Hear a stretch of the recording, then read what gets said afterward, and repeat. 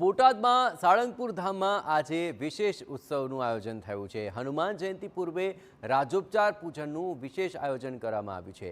પ્રથમ વખત દાદાના ઐતિહાસિક પૂજનનું પણ વિશેષ આયોજન છે કે જેમાં 1008 કિલો પુષ્પોથી કષ્ટભંજન દેવનો અભિષેક કરવામાં આવશે। બ્રાહ્મણો દ્વારા ભવ્ય રાજોપચાર પૂજન કરવામાં આવશે। મોટી સંખ્યામાં હનુમાન ભક્તો પણ આ રાજોપચાર પૂજનની અંદર દર્શન કરવા ઉમટ્યા છે। હનુમાન જયંતીના પર્વની સાળંગપુરમાં 2 દિવસ સુધી ઉજવણી ચાલવાની છે, જેમાં ખાસ કાર્યક્રમોનું આયોજન કરવામાં આવ્યું છે। આ મહોત્સવમાં 1008 કિલો પુષ્પોથી રાજોપચાર પૂજન, 1 લાખ બલૂન ડ્રોપિંગ, મંદિર પ્રાંગણમાં સમૂહ આરતી, મહાઅન્નકૂટ અને 151 કિલોની કેક કાપીને દાદાનો આ જયંતિ ધામધૂમથી ઉજવાશે। જ્યારે કે મુખ્ય 2 દિવસના મહોત્સવની અંદર hi tech light and sound show, આતિશબાજી અને લોક ડાયરા જેવા સાંસ્કૃતિક કાર્યક્રમોનું પણ આયોજન કરવામાં આવ્યું છે। અત્રે મહત્વપૂર્ણ છે કે હનુમાન દાદાને 8 કિલો સોનામાંથી બનાવાયેલા અદ્ભુત સુવર્ણ વાઘા તેમને અર્પણ કરવામાં આવશે, જે કુલ 100 જેટલા સોની અને 20 ડિઝાઇનર આર્ટિસ્ટની ટીમ દ્વારા બનાવવામાં આવ્યા છે।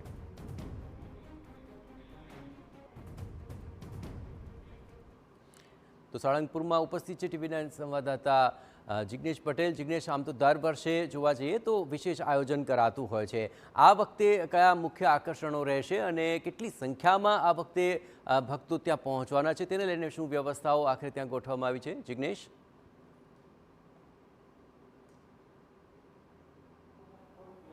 જયેશ, દર વર્ષે સાળંગપુર ધામમાં જોઈએ તો કષ્ટભંજનના દરબારમાં અનેક કાર્યક્રમો થતા હોય છે, પરંતુ તે હનુમાન જયંતિના દિવસે થતા હોય છે।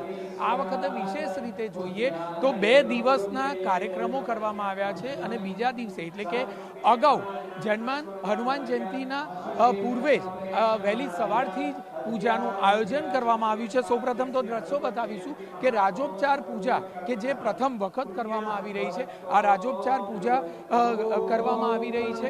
અલગ અલગ જે બ્રાહ્મણો છે તે બ્રાહ્મણો દ્વારા આ પૂજા કરાવવામાં આવી રહી છે અને આ પૂજા પૂર્ણ થવાના સમય એટલે કે જ્યારે ભગવાનનો અભિષેક કરવામાં આવશે, હાલમાં જે આપ જોઈ રહ્યા છો ગંગાજળથી ભગવાનનો અભિષેક કરવામાં આવી રહ્યો છે અને આ અભિષેક જ્યારે પૂર્ણ થશે ત્યારે મહત્વપૂર્ણ રીતે જોઈએ તો 1008 કિલો પુષ્પથી જે પ્રથમ વખત કદાચ દાદાના દરબારમાં હશે, 1008 પુષ્પોથી ભગવાનનો અભિષેક કરવામાં આવશે। વિવિધ પ્રકારના પુષ્પો હશે અને ભગવાનને જે પ્રકારે પુષ્પનું અભિષેક કરવામાં આવશે તે વિશેષ રીતે આયોજન કરવામાં આવ્યું છે અને ત્યારબાદ સાંજના સમયે જોઈએ તો દાદાના દરબારમાં અલગ અલગ પ્રકારના કાર્યક્રમોનું આયોજન કરવામાં આવ્યું છે, જેમાં વિશેષ રીતે કીર્તિદાન ગઢવી સહિતના અલગ અલગ કલાકારો દ્વારા ડાયરાનું આયોજન કરવામાં આવ્યું છે। મોટી સંખ્યામાં ભક્તો પણ વહેલી સવારથી શિસ્તબદ્ધ રીતે તમામ ભક્તોને એક સરખા દર્શન થાય તે પ્રકારનું આયોજન પણ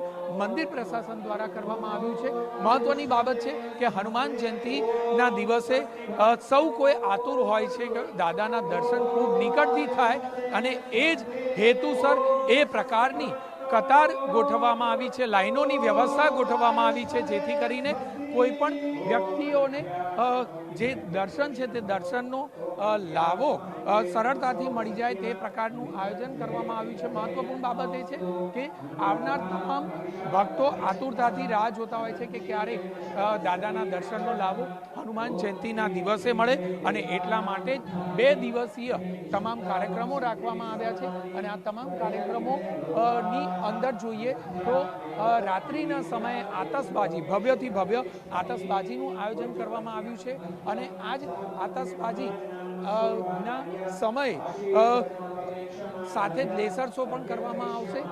આતશબાજી પૂર્ણ થયા બાદ લેસર શો પણ કરવામાં આવશે। હાલમાં જે રીતે રાજોપચાર પૂજા ચાલી રહી છે તે રાજોપચાર પૂજા જે નિષ્ણાત બ્રાહ્મણો હોય તે નિષ્ણાત બ્રાહ્મણો દ્વારા કરવામાં આવી રહી છે।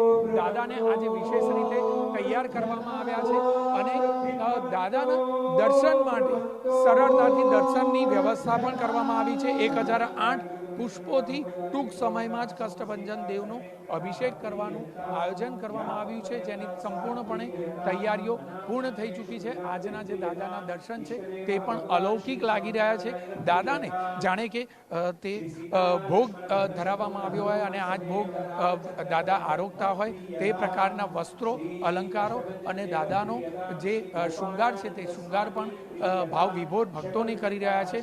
જે અભિષેક કરવામાં આવે છે તે અભિષેક વિશેષ મહત્વ રહેલું હોય છે અને કોઈ પણ પૂજાની શરૂઆત થતી હોય, કોઈ પણ ઉત્સવની શરૂઆત થતી હોય ત્યારે આ ઉત્સવ એક પૂજાથી શરૂઆત કરવામાં આવતી હોય છે અને એટલા માટે આજે રાજોપચાર પૂજા રાખવામાં આવી છે. અને આ રાજોપચાર પૂજા અત્યાર સુધીના ઇતિહાસમાં કષ્ટભંજન દેવના દરબારમાં પ્રથમ વખત આયોજન કરવામાં આવ્યું છે અને આ જ આયોજન બાદ વિધિવત રીતે હનુમાન જયંતીની ઉજવણીની શરૂઆત કરવામાં આવશે તે બાબત સ્પષ્ટ છે.